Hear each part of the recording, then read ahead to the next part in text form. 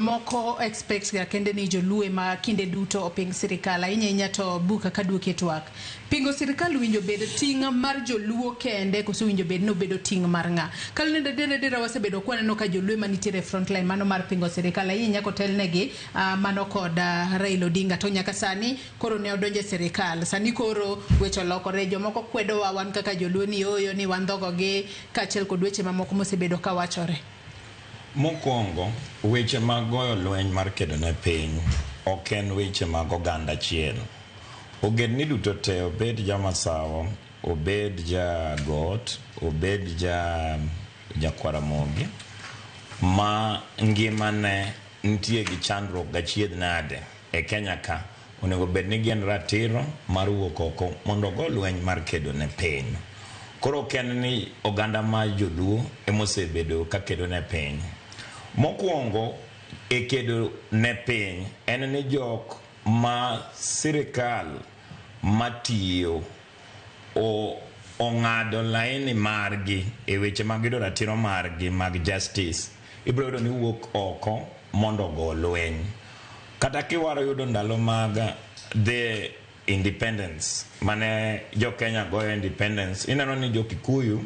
nowuok oko nikech gine mane jorochere okaw puothegi mang'eny mokalo, but ok ne giwuok oko nikech gin jo Kikuyu kende, ne giwuok oko nikech mwandu mane gin go mar puodho ne okaw gi jorochere go. Wan bende wasebedo kwa wuok oko nikech jatendwa Raila Amolo Odinga kochung' oko osebedo ni kogoyo mbulu monego bed ni tere e State House to kotimo nade ok oyudi. Koro Raila nigi support base maduong' e Luo Nyanza gi support base moko mowuok oko. Koro weche ka joluo telo nikech wach mar stolen elections mar Raila, jo Coast bende oluwe gi johera moko mag Raila owacho ni joluo ma nyaka bed ni dhi ang'ono oganda. Sani bende Raila kosebedo katero ji e street nyaka higa mokalo mane wadhi e street higa mar finance bill makata ne Raila onge sirikal bang' mano. In fact Raila mane wacho weche mag cost of living ndalogo, but ne wayudo ka kata ka bedi ni onge jatelo matero ji ndara kata ka ne buka yie gi weche mag nyamori kawuono ba benda donje sirikal wachak chiemo kode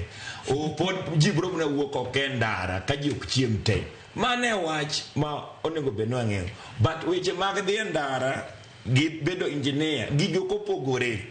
Wan watimo consultancies, inyalo dhi timo consultancy timo engineering. Bang' mano to koland sabasaba, chieng' sabasaba en holiday ji ok tiga, nyocha 25th kati bedo na engineer mang'ula manade ok ni bed ni tiyo nikech the whole country was at a standstill. Koro wan gi mwatemo wacho ni kik mondo chuny jaluo chidi ni mondo kik ogol lweny mar kedo ne ratiro mar piny nikech iwacho ni pok nokelo gimoro. Kane pok okelo gimoro to lokruok mar adiera mar siasa ne pok timore. Ko wacho ni Raila manogo second and third liberation, mo wacho fourth liberation. Kadi ne bedi ni wan wakao paro mar nyamori ni wan negotiate gi sirikal moro amora onge kata mondo ne wagol lweny Moi, ne wadonja ir Moi kanyo to wamoso Moi to jok motwe mane Moi otwego bende wagone ni ero kamano gin gibeda bede jela kamano kik mondo wagol lweny. To bang' mano to wabet ka achiel to watiyo gi dictator mane en Moi no. Mar ariyo en 2007 ang'o men wawuok oko mondo wagol lweny, to 2013 to 2017 duto to wawuok nikech ratiro maro timo nade onyon piny. Koro gimotemo wacho ni jodalawa majochan majotich matek makawuone wacho ni yudo billion to billion onge ofuki pod odi chwer dala kanyo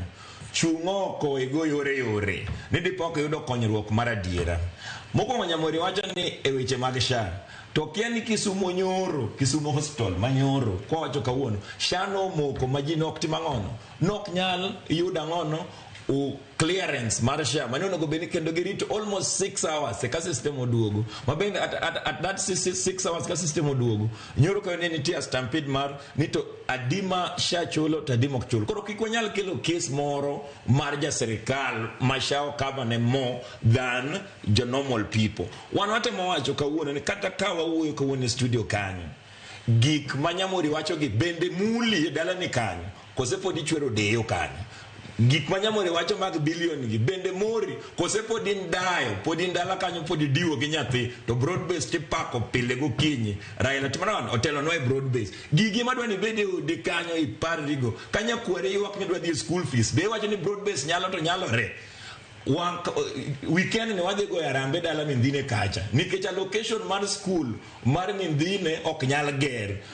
ne waloso bohol kanyo 2-3 years back mindhine pok wayudo pi nyaka sani wadhi choko pesa to broadbase timna nade broadbase gi joka Raila to rwako sude ka sirikal magi gima wadwaro ni nyalo konyowa kaluwo Nyanza to e weche mag affordable housing di bende adwaro ni joluo penjore ni National Housing Corporation ga affordable housing di jachan mane man moseyude kodak Kondele kanyo nitie jachan mosewuok Kondele kodonje National Housing Corporation tinde nitie room 7 kata room 6 kata bedroom 2 uornwa simu uornwa picha kaka koro Ruto donje kod ute mag affordable housing di kose gin mag 3 million mana mag jamhuri kadhi mbele mage weche monego obed no wapakore to wawacho to amino wach e kaluo kanyo ando kingan kodu kenyo na paro ne kor gwenge kata wacho ni buka wangi to kikigo kama ta wacho ni adira kata en mana ngata chiel ma support adira no adira pod en mana adira koro mane lweny mwagoyo mar kedo lakini President William Samoei Ruto to oyo onge wan kaka jok moero adira chunywa onge kode nikech waneno mokwongo ni wadwaro ni remo mosechwer kata mago ganda luo Mano Chwer 1997 Kaen the youth leader in Kanu Mano Chwer in 2002 and even 2007 Mano Beda indicted at ICC Remo mapod the medo chwer gerembo juang udwaro chulo kaka joluo udwaro chulo ni